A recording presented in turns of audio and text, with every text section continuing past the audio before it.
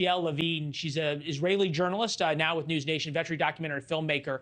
Her mother is right now under attack, literally, in Israel.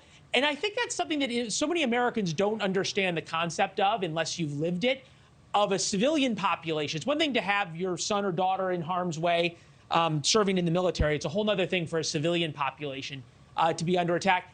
Tell me what you've been talking to your mom about.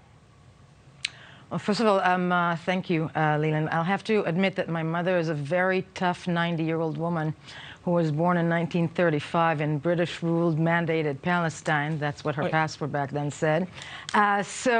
She's not afraid because everybody's used to it.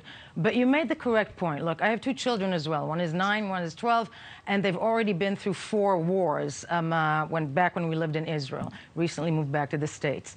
Everybody's in the shelters. Everybody's in the safe rooms. The Home Front Command actually gave very clear instruction approximately 5 hours before the drones that were sent from Iran, that were launched from Iran, managed to cross over or break through some of Israel's air defenses. There are reports out of Israel also that actually the ballistic missiles that Iran stated that it also launched, 99% of them, according to Israeli media, were actually shut down by the IAF, by the Israeli Air Force, as well as the United States. There are also reports that the Jordanian Air Force was part of that effort to stop and to shoot down many of those drones that were launched. But as you and I are speaking, you correctly said, this attack is not over.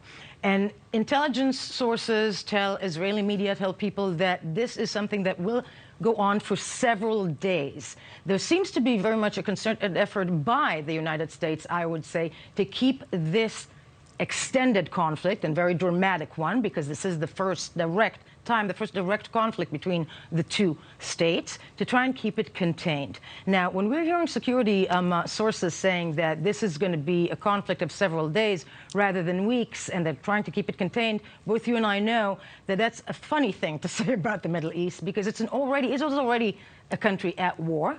Iran is being very brazen, as Dan Perry said. This is something they thought they could get away with. And his top Israeli official already stated several hours ago that there will be a response, and it will be a forceful one. I do not see a situation in which Israel does not react in the next couple of hours, because right now the one thing that's really damaged is Israel's deterrence.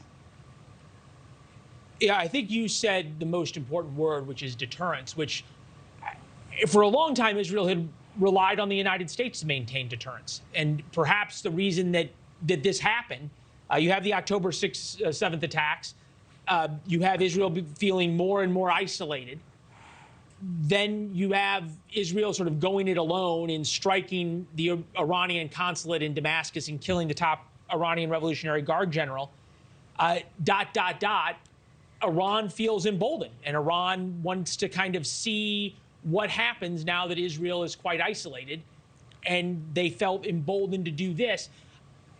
I agree with you that there's going to be an Israeli response. There has to be.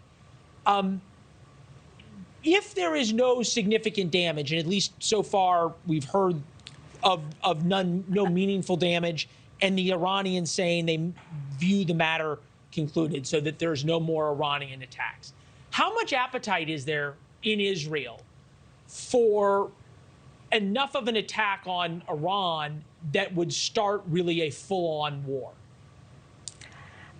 It's hard to say how much appetite there is for the Israeli civilians. Many people, if I'm speaking to my family and to friends constantly.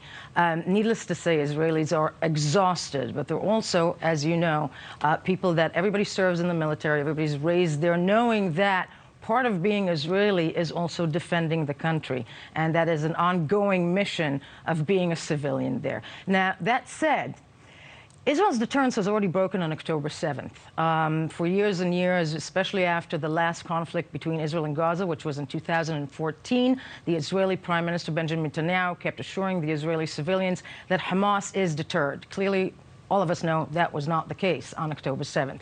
And now we see this, something that Israelis and anybody who grew up in Israel was fearful of, and anything that you know is Iran is about to attack, We see this happening. Thank you for watching. Go to newsnationnow.com to find News Nation on your television provider. And don't forget to click the red subscribe button below to get more of News Nation's fact-driven, unbiased coverage.